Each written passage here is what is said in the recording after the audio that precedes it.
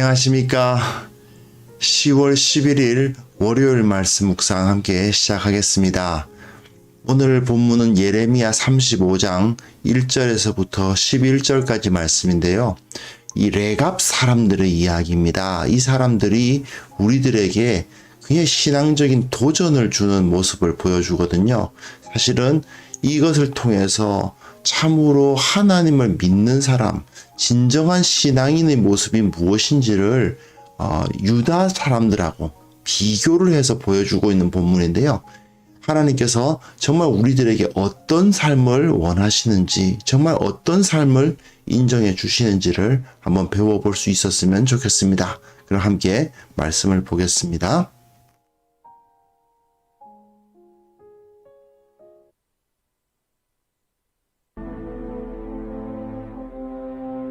유다의 요시야 왕의 아들 여호야김 때 여호와께로부터 말씀이 예레미야에게 임하여 이르시되, 너는 레갑 사람들의 집에 가서 그들에게 말하고 그들을 여호와의 집 한 방으로 데려다가 포도주를 마시게 하라. 이에 내가 하바시냐의 손자요 예레미야의 아들인 야사냐와 그의 형제와 그의 모든 아들과 모든 레갑 사람들을 데리고 여호와의 집에 이르러 익달의 아들 하나님의 사람 하나님의 아들들의 방에 들였는데, 그 방은 고관들의 방 곁이요 문을 지키는 살룸의 아들 마세야의 방 위더라. 내가 레갑 사람들의 후손들 앞에 포도주가 가득한 종지와 술잔을 놓고 마시라 권하매, 그들이 이르되 우리는 포도주를 마시지 아니하겠노라. 레갑의 아들 우리 선조 요나답이 우리에게 명령하여 이르기를, 너희와 너희 자손은 영원히 포도주를 마시지 말며 너희가 집도 짓지 말며 파종도 하지 말며 포도원을 소유하지도 말고 너희는 평생 동안 장막에 살아라. 그리하면 너희가 머물러 사는 땅에서 너희 생명이 길리라 하였으므로 우리가 레갑의 아들 우리 선조 요나답이 우리에게 명령한 모든 말을 순종하여 우리와 우리 아내와 자녀가 평생 동안 포도주를 마시지 아니하며 살 집도 짓지 아니하며 포도원이나 밭이나 종자도 가지지 아니하고 장막에 살면서 우리 선조 요나답이 우리에게 명령한 대로 다 지켜 행하였노라. 그러나 바벨론의 느부갓네살 왕이 이 땅에 올라왔을 때 우리가 말하기를, 갈대아인의 군대와 수리아인의 군대를 피하여 예루살렘으로 가자 하고 우리가 예루살렘에 살았노라.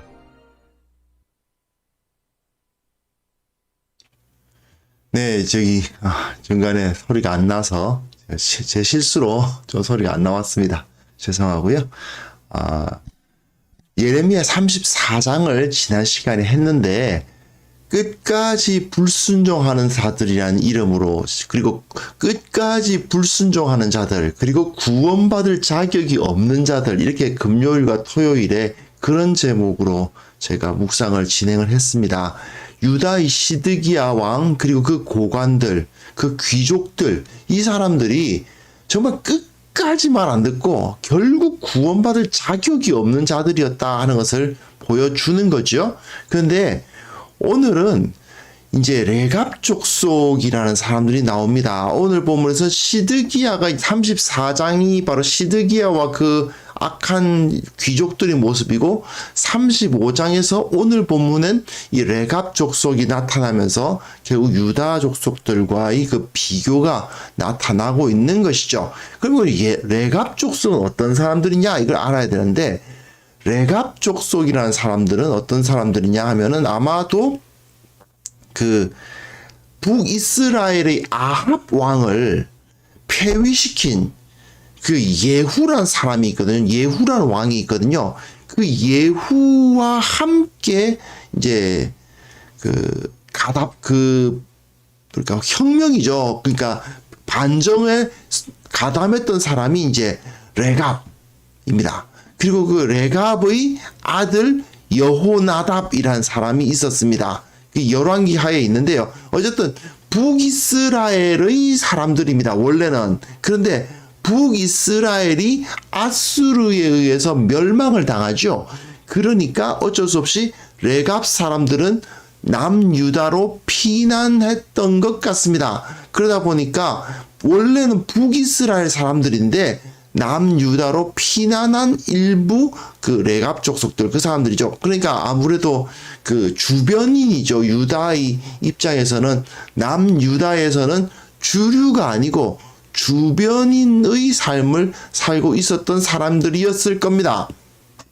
그런데 이 사람들에게 하나님께서 시드기야를 통해서 독특한 시험을 하세요.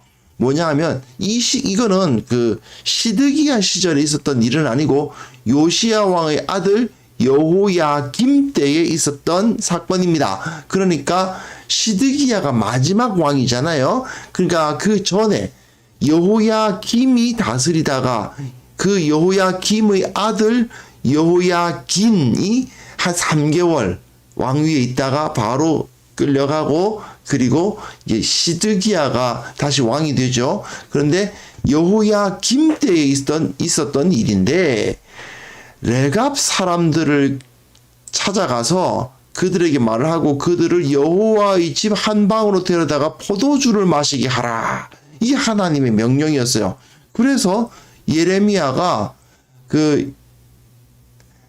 자기 동명이인이죠. 예레미야의 아들인 야사냐와 그의 형제와 그의 모든 아들과 모든 레갑 사람들을 데리고, 착각하시면 안 됩니다. 이 예레미야는 이제 이 선지자 예레미야가 아니죠. 야사냐의 아버지 이름이 예레미야입니다. 동명이인이에요.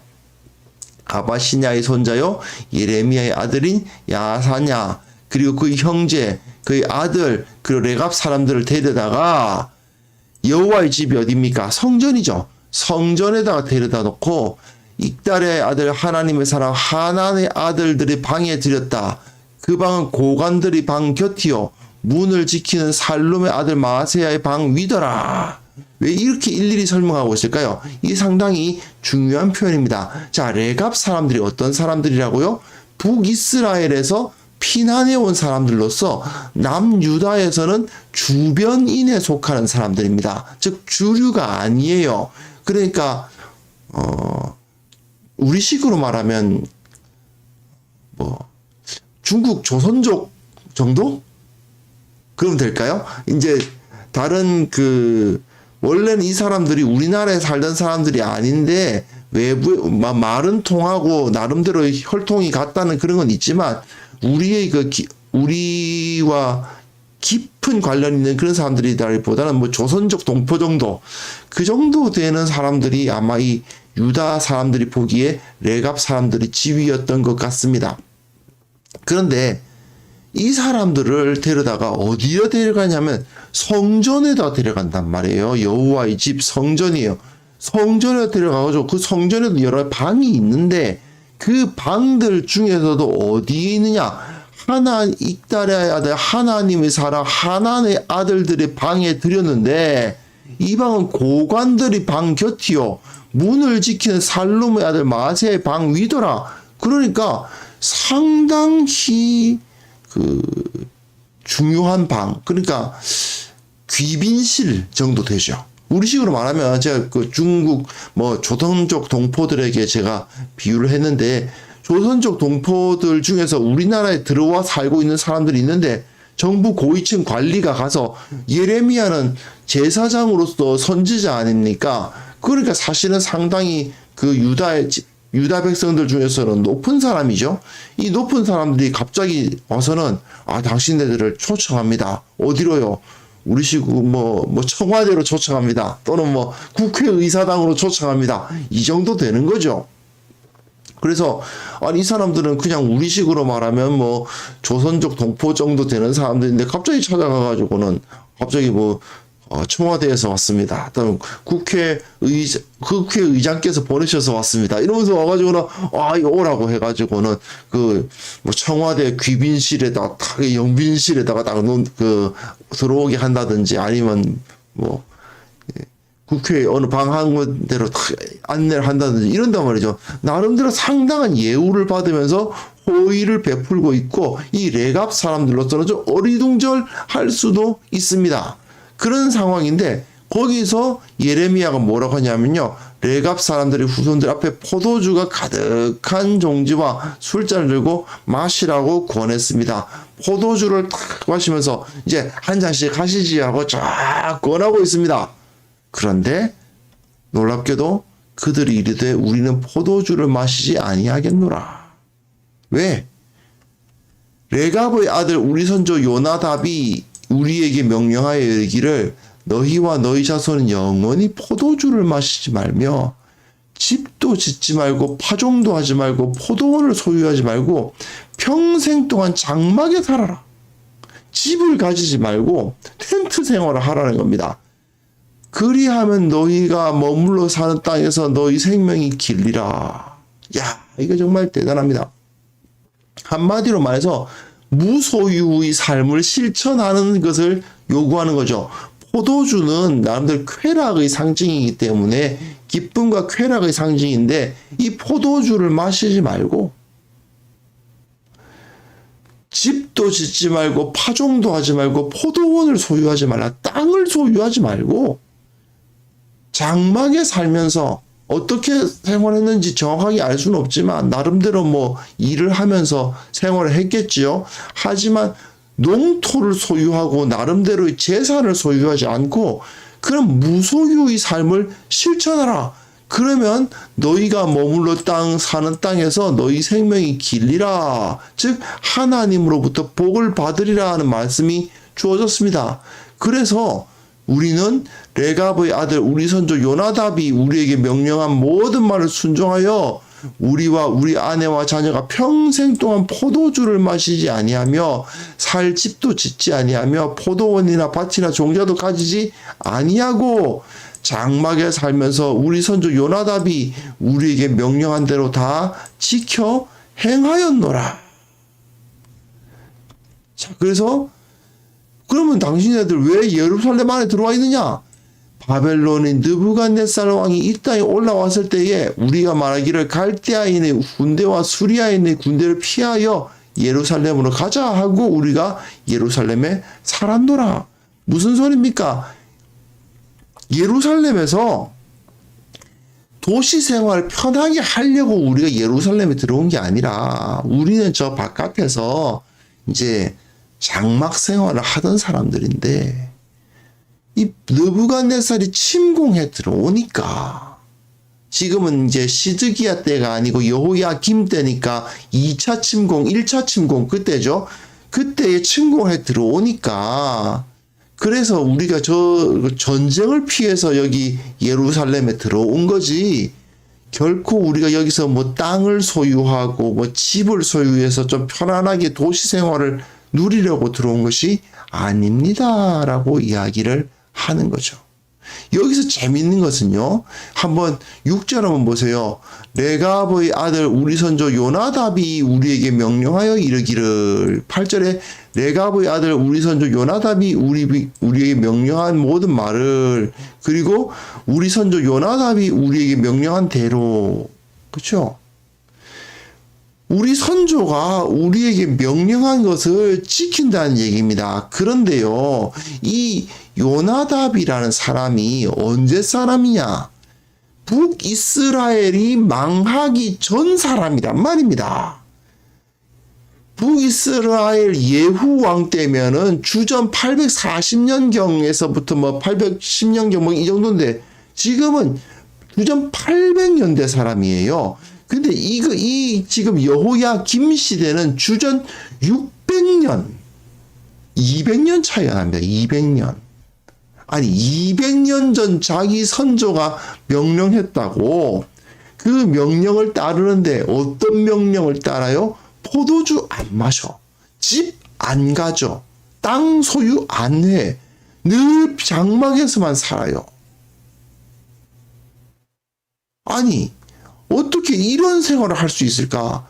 지금 우리가 예루살렘에 들어와서 도시 생활을 하고 있습니다만은 이건 어디까지나 임시적으로 전쟁을 피하기 위해서 온 것일 뿐 우리는 지금까지 포도주를 마셔본 적이 없습니다. 그런데 그래서 포도주 마시라고 한 사람이 지금 누구라고요?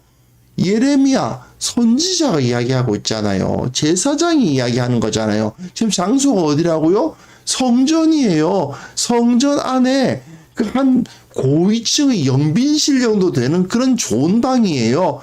이 그 한 사회의 뭐랄까 주변인에 불과했던 사람들이 갑자기 그 사회의 가장 중요한 핵심부에 이제 초청을 받아서 거기서 호의를 베풀고 있잖아요. 이 선지자가 자, 아이고 수고하십니다. 힘드셨죠? 포도주 한 잔 하시죠. 이게 딱 줬는데 그걸 우리는 못 마신다. 왜?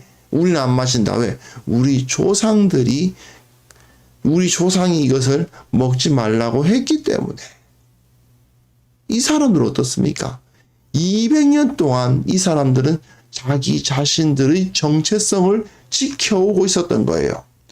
하나님께서 예레미야를 통해서 이들 레갑 사람들의 모습을 알게 하신 겁니다. 왜요?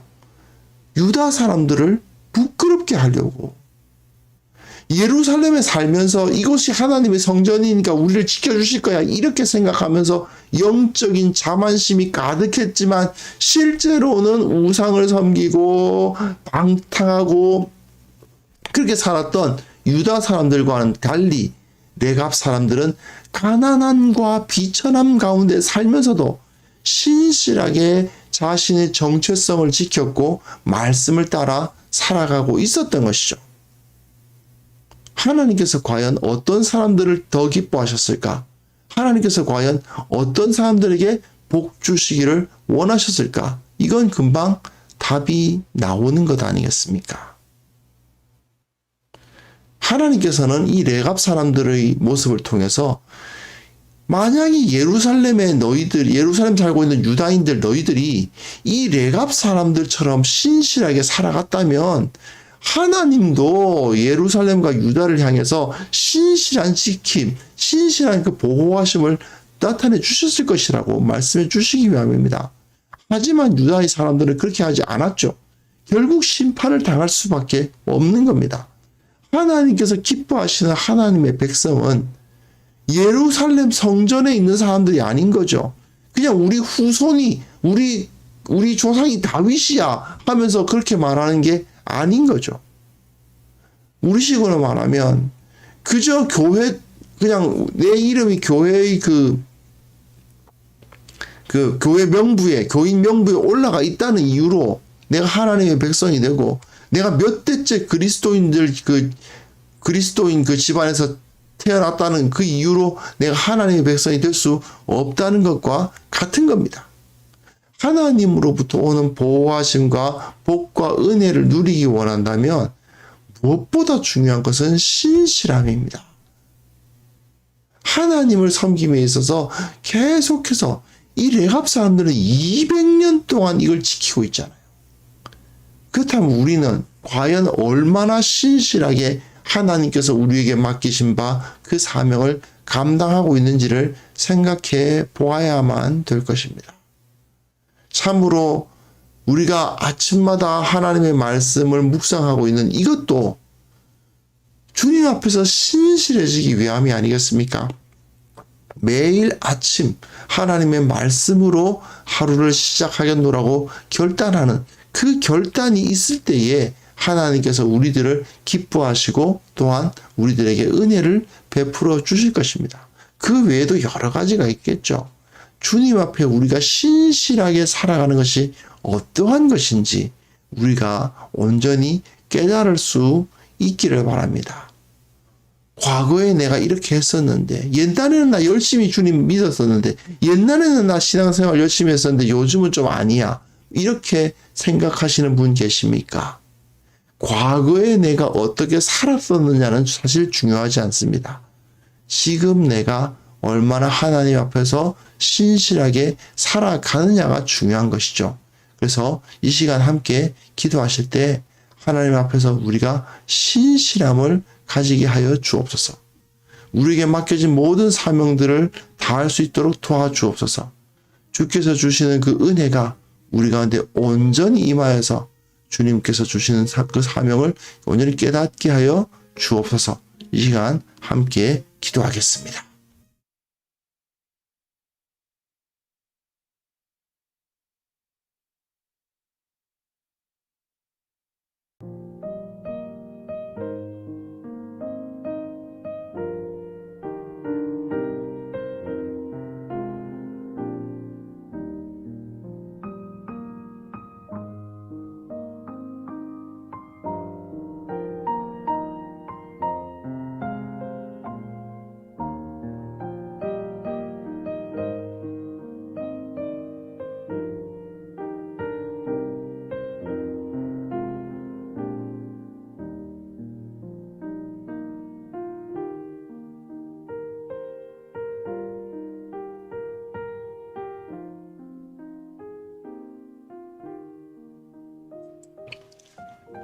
거룩하신 하나님 아버지, 우리가 주님 앞에서 신실해지게 하옵소서. 참으로 우리는 거짓되고 주님께서는 매일 아침마다 태양을 뜨게 하시고 정말 신실하게 우리들에게 은혜를 베풀어 주고 계심에도 불구하고 우린 주님 앞에 불순종하고 온전히 주님께서 맡겨주신 그 사명을 다하기보다는 게으르고 내게 맡겨진 것을 붙들지 않았던 것을 주님 돌아보게 됩니다.